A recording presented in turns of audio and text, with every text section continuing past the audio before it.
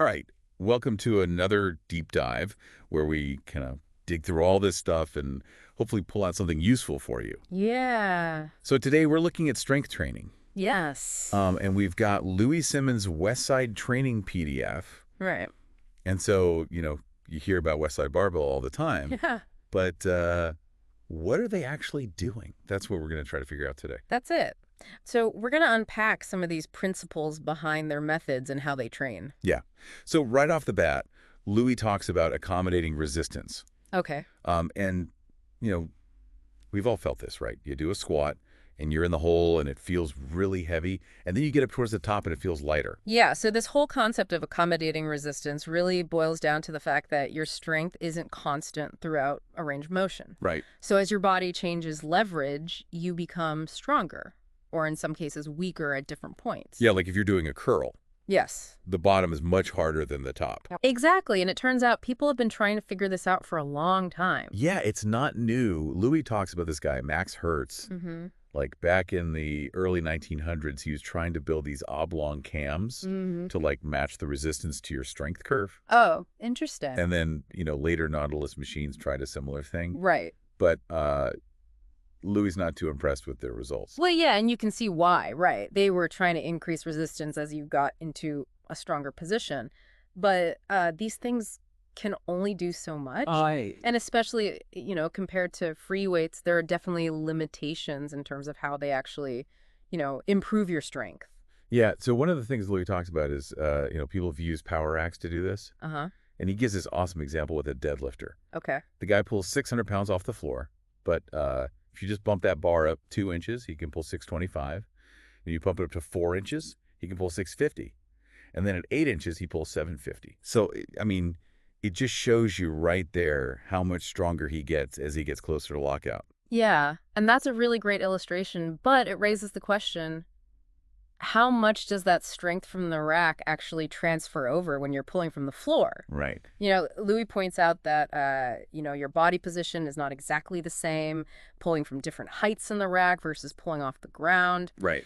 And you also lose the smooth, continuous strength application of like a full deadlift. Right. So power racks, it sounds like they're kind of a partial solution. Yeah. But what about chains? Louie seems to be a big fan of those. Yeah, big fan of chains, and it's kind of funny because he even credits some unnamed guy for suggesting it to him. That's pretty cool. So chains, they're dynamic. Right. And they really can match that resistance to the strength curve. Right. So as you lift the weight, more chain comes off the floor. It adds weight when you're in a stronger position. Yeah, and he's got some pretty amazing results that he shares. Yeah. Like these two female lifters, Amy Weisberger and Vanessa Schwenker. Okay. Both of them added huge weight to their totals in just 12 weeks using chains. That's impressive. Yeah, and then Tracy Tate, her bench press went up a bunch. Uh-huh. And then Dave Tate, Dave Tate's a beast. Oh, yeah. But even he had solid gains across all his lifts, and he finally broke a 2-year plateau on his low box squat. So we're not talking about small improvements here. We're talking about serious breakthroughs.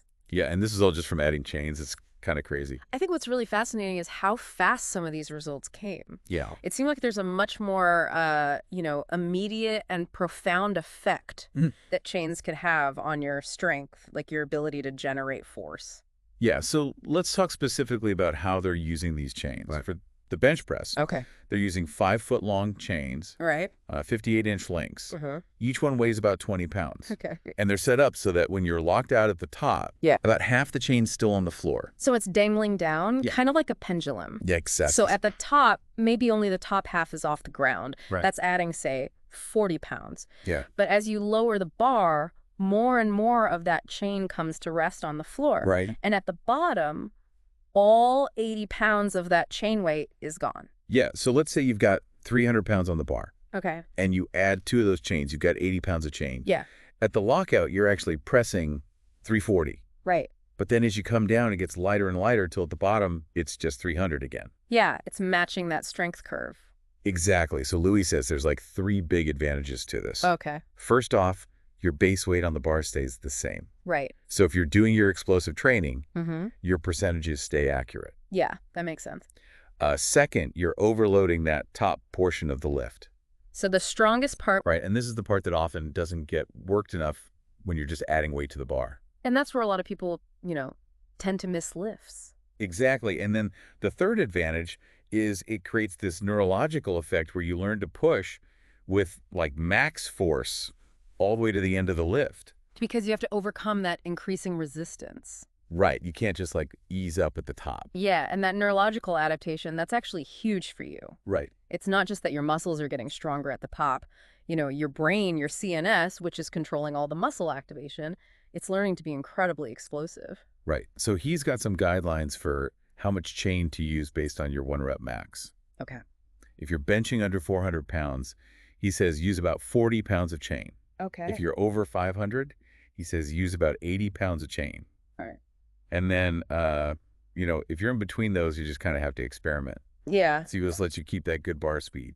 And that bar speed's a really important point, particularly for the dynamic method we'll talk about later. Okay, well, we'll get to that. But, it's not just moving the weight. It's about how fast you can move it.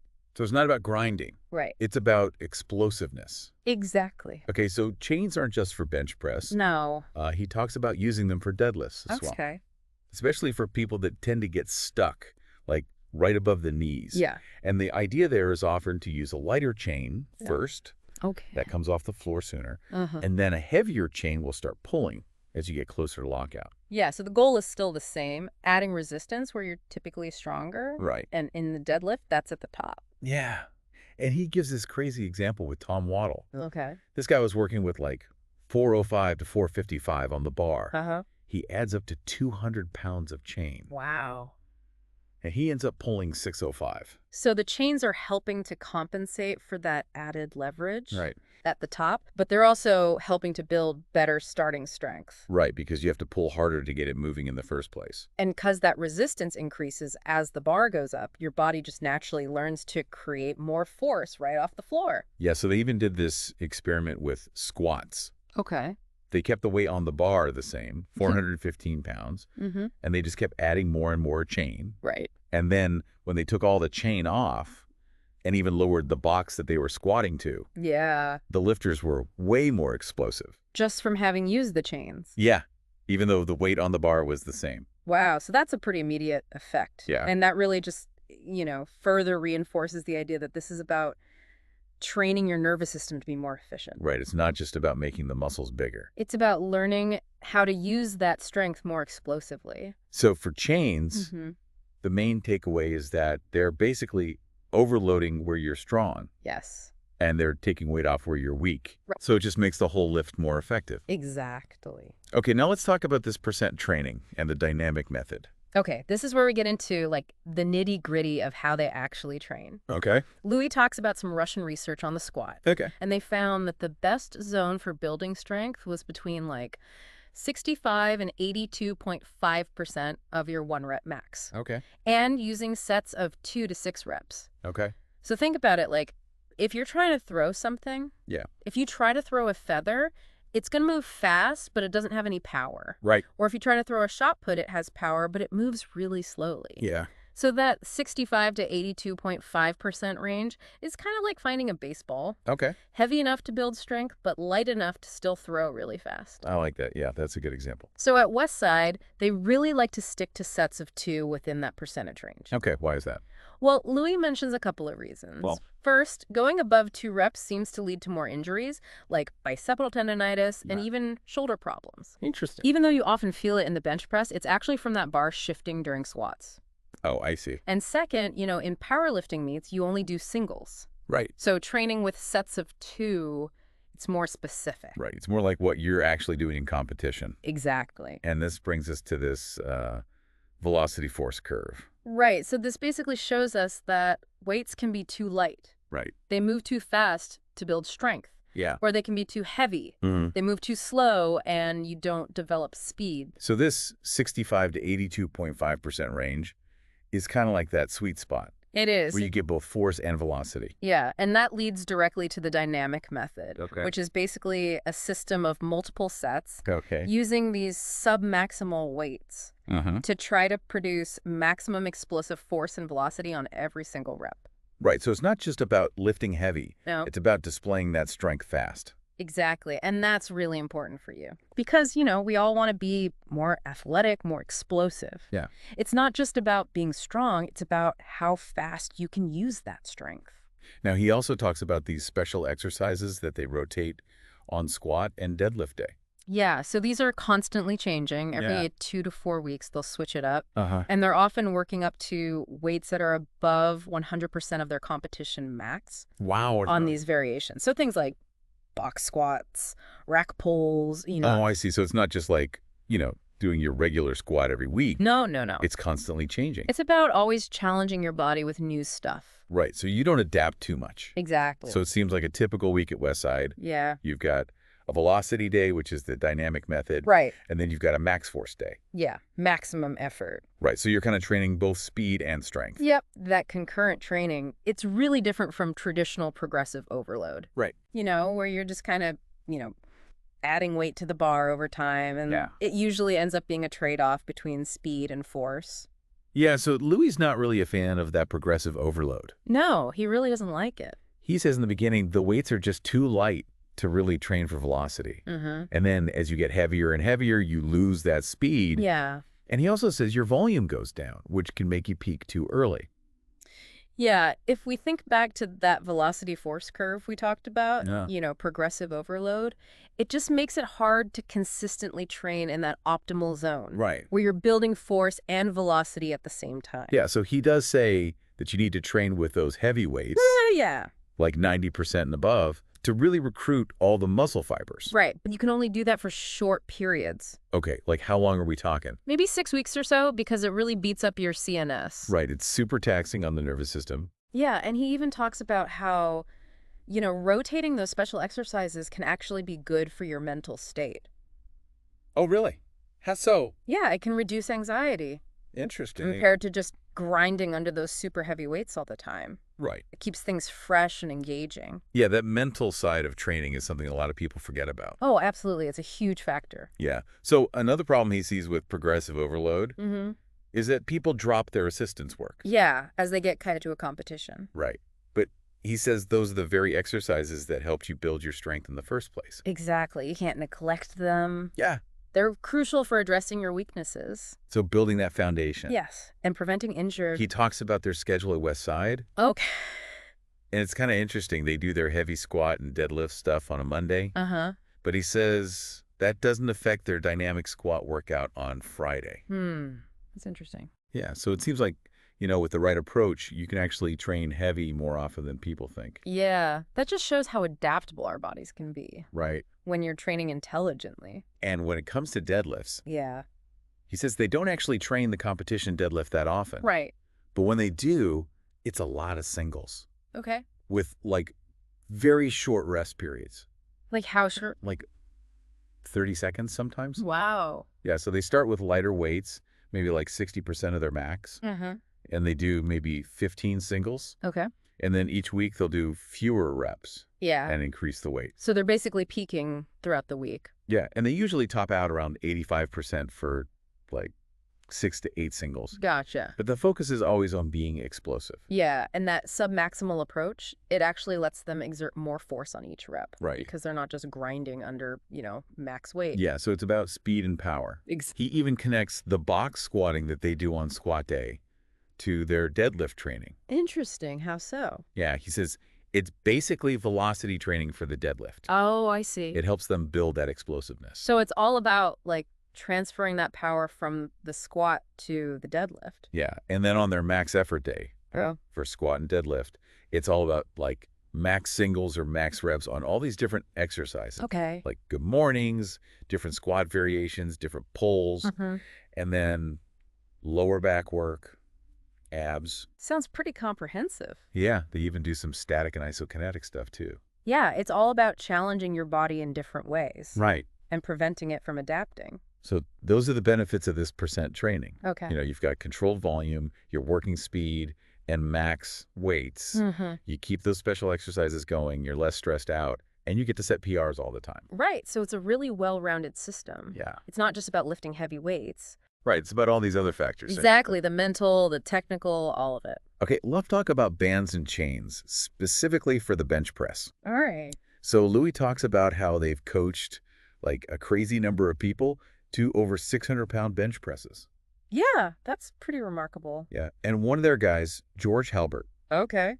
he set a world record, 657 pounds. Wow. At 220 body weight. That's just insane. Yeah, and Louie says this is partly due to using bands and chains. So clearly there's something to this for you. Right. If you're trying to increase your max strength. Yeah, so he breaks down George's speed day routine. Okay. He's using 335 pounds Right. for 8 sets of 3. 8 sets of 3. Yeah, so that's just over 50% of his max. Okay. But the key is, he's doing those reps super fast. Like how fast? He's trying to do them in the same amount of time it takes him to do a max single. Wow. So it's all about speed. That's the heart of the dynamic method. Exactly, and to make sure he doesn't lose that speed at the top, they add chains, maybe 40 to 60 pounds. Okay. Or bands, maybe 100 to 160 pounds. So it's providing that resistance as he gets stronger. Exactly, and Louie says they've got data from 14 lifters at Westside. Yeah.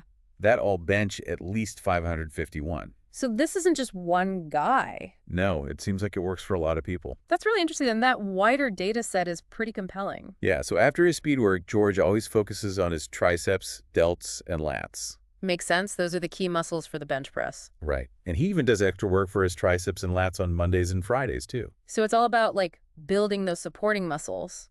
Exactly. So they can handle that heavier weight. Yeah, and then on max effort day, he's got this crazy exercise. Okay, what is it? He uses a cambered bar with two 2x6 boards on his chest. On his chest? Yeah, so limits his range of motion. Okay. And then he adds flex bands, too. Wow. So that's even more resistance. Yeah, it's like 160 pounds of tension at the top. Wow. So he works up to a max single or does sets of 3. And his best is 475 for 3 reps, which translates to 635 at the top. That's just incredible strength. Yeah, and they don't use a bench shirt for any of this. Right, so it's all raw strength. He had no equipment helping him out. And you know, those flex bands, they're adding that eccentric overload. Which is the lowering part of the lift. Exactly, and that helps with muscle size. Right. But it also increases reversal strength. Which is that ability to quickly switch from lowering to pressing. Exactly. But he only uses the bands for like 3 weeks at a time. Yeah, because that eccentric work can make you really sore. Right. And it's important to manage that. Another thing he does is floor presses with chains. Okay. He'll drape up to 200 pounds of chain over the bar. Wow. 200 pounds of chain. Yeah, and he works up to a max single, and his best is 445 on the bar, plus that 200 pounds of chain. So 645 total. Yeah, and Louie says that when he misses, it's usually at his sticking point. Oh, that's interesting. Like 3 inches from lockout. So it's almost like, you know, targeted isometric training. Yeah, for that specific weakness. So the chains, they're teaching you to accelerate, right? Yeah. Because you got to outrun that weight as it comes off the floor. Exactly. And those misses, they're showing you exactly where you're weakest. So it's like a diagnostic tool. It is. And bands work similarly. Yeah, but they've got that added eccentric work. Right, because they're pulling you down. Exactly, which can lead to more muscle growth, too. After every workout, George focuses on increasing his tricep work. Okay. Both the weight and the volume. Makes sense. Triceps are huge for bench press. Yeah, and then after triceps, he does delts, and then lats and upper back. So again, it's all about those supporting muscles. Yeah, Louie's big on addressing your weaknesses. Yeah. And building all these different types of strength. Like starting strength, accelerating strength. Yeah. Eccentric, concentric. And they even do some slower, controlled stuff on a stability ball. To make sure they're hitting everything. Right, it's a very well-rounded approach. And it's not just George. You know, Louie talks about other guys at Westside. Yeah. Mickey Tate does more incline work. Okay. Jerry Abradovich, too. J.M. Blakely is known for his J.M. presses. Right. Kenny Patterson does a ton of board presses, floor presses. Yep.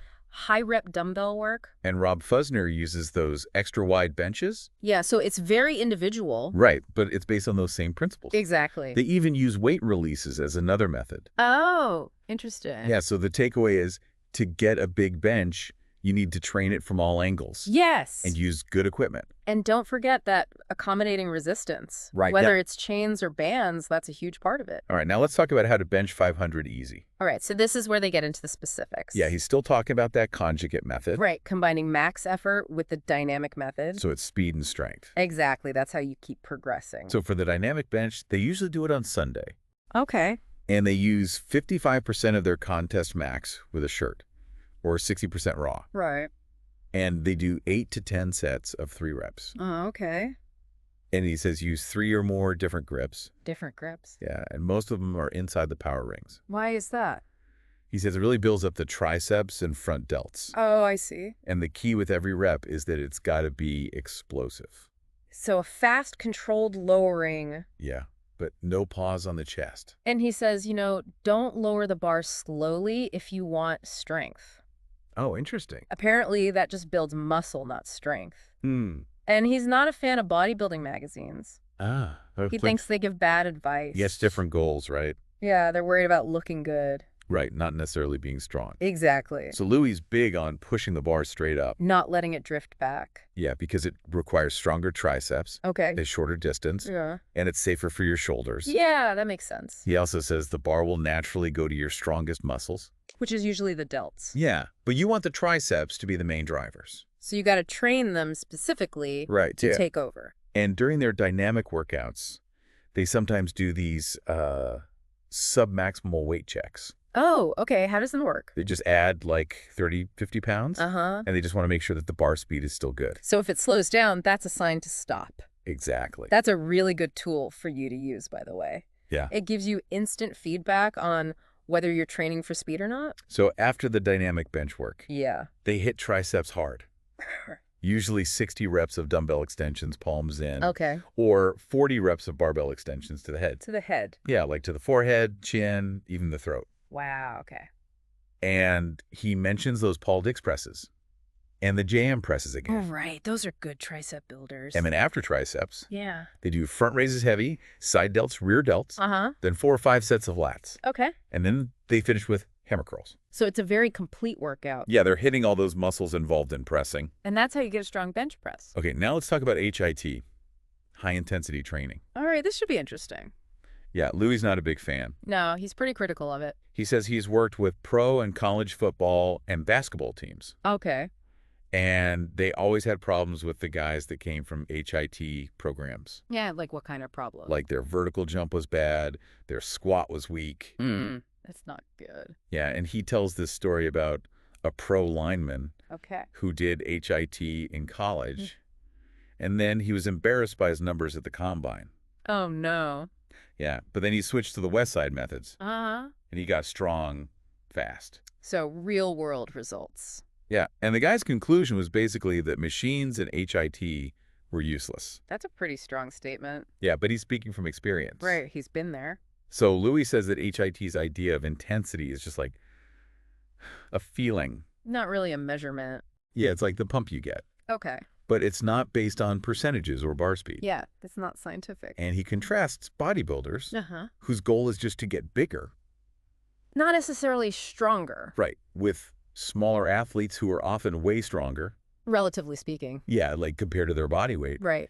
And he says that's because they train their CNS. Their nervous system. Yeah, so it's a different kind of strength. This is a really important distinction for you.